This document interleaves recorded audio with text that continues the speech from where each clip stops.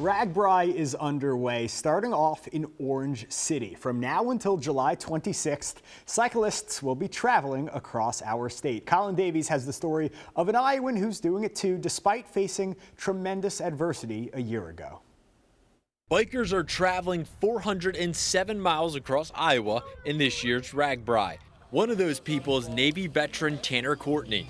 He's doing it a bit differently than most because of what happened just over a year ago.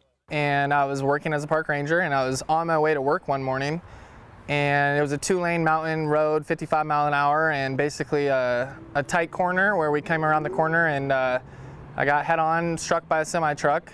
The only thing I remember is leaving for work in the morning and making coffee pretty much, and then waking up in the ICU that night. While laying in the hospital, paralyzed in his lower half, there was some good news. His 2 dogs that were in the car and escaped for a week in the forest were homeward bound.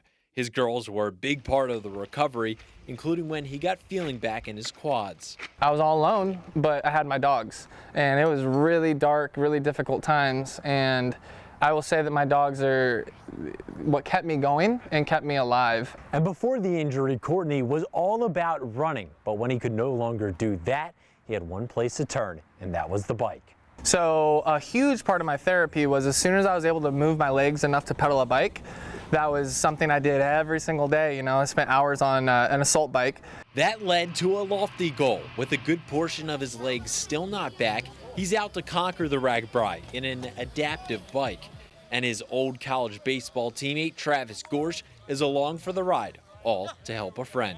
Because of just like the goals that he sets for himself, and people might think he's crazy, and I think there's plenty of people that do, but you know, he goes out and accomplishes them. When he said he was doing it, I said, all right, full steam ahead, let's go. And as Courtney hopes to reach the finish line, the Mount Pleasant native is looking to make a statement. That's what I'm trying to be, just inspiration and hope, because when I was laying in the hospital bed and could not move my legs, all they were talking to me about was wheelchair games, and I didn't want to hear it. Nobody wants to hear that, because you want to be able to walk again. Courtney will be cycling alongside other adaptive athletes. Reporting in Iowa City, I'm Colin Davies for KCRG TV9 Sports.